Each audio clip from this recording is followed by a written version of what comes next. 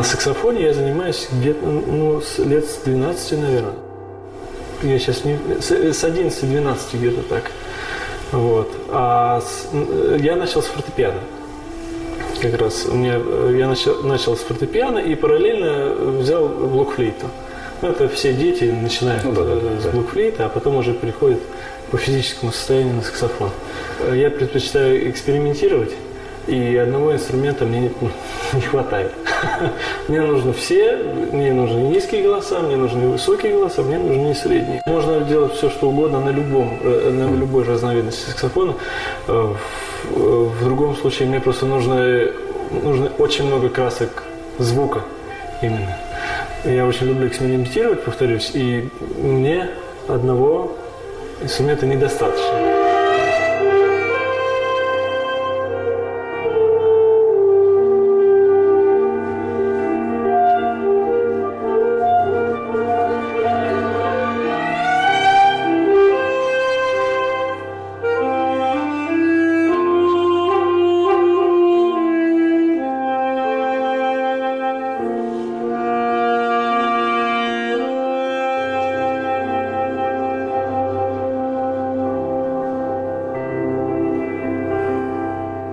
Не разделяю эстрадную музыку, классическую, я разделяю музыку, которая трогает, исполнители, которые держат напряжение, которые трогают сердца, а остальные, их не надо слушать.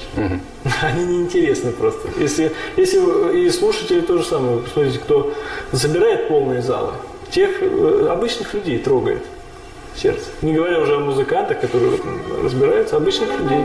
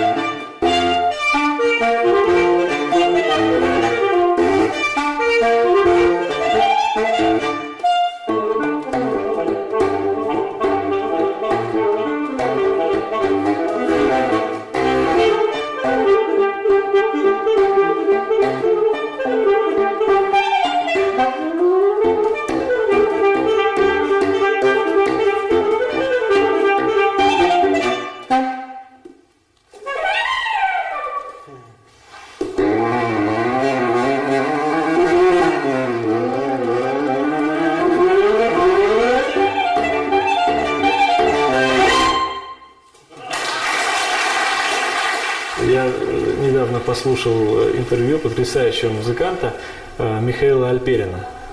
Это пианист, он профессор Норвежской консерватории по импровизации. Вот. И он говорил о том, что одно из важнейших факторов успеха успешного человека или творчества – это сила намерения. Вот я намерен что-то сделать. Я сделаю. Не мечтаю там, да, как хорошо бы было бы, если тогда ничего не выйдет. Это будет мечтатель. Вот, и в реальность практически ничего у него не получится. Вот. А намерен что-то сделать. И всю энергетику свою именно делаешь все, чтобы это достичь. То есть педагог, намерение, дисциплина. Дисциплина, конечно, и занятия ежедневные. всю жизнь.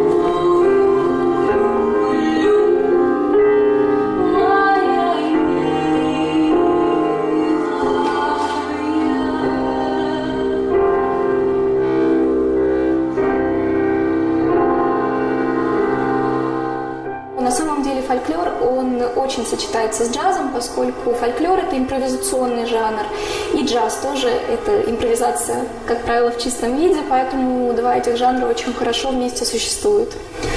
Я вообще раньше не слышал о таком, не слышал о таком миксе. Он сейчас действительно популярен? Я бы не сказала, что очень популярен, но есть люди, которые этим занимаются, это направление как-то продвигают.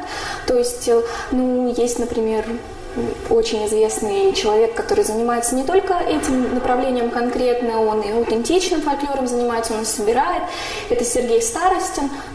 И одно из направлений в его творчестве – это вот такое экспериментальное. То есть это, наверное, фолк-джаз, это, наверное, сложно сказать, это просто что-то экспериментальное на стыке фольклора и джаза. Угу. Какие-то особенные исполнители пишут такие композиции, или это переложено вами самим? Мы просто находим какой-то материал, мы собираемся на репетиции, и уже дальше начинаем импровизировать, и то, что у нас получается, нам что-то нравится в большей степени, мы думаем, что вот это нужно оставить, то есть работа над этим материалом, она проходит в очень творческом ключе, и в чем интерес? В том, что никогда не будет, конечно, когда исполнитель что-то представляет на суд публики, то одинаково, наверное, никогда не бывает. Но именно преимущество этого жанра, что каждый раз это будет какое-то новое прочтение, новое исполнение, потому что импровизации там достаточно много. В этом, мне кажется, и интерес. Деревья, шум и вода,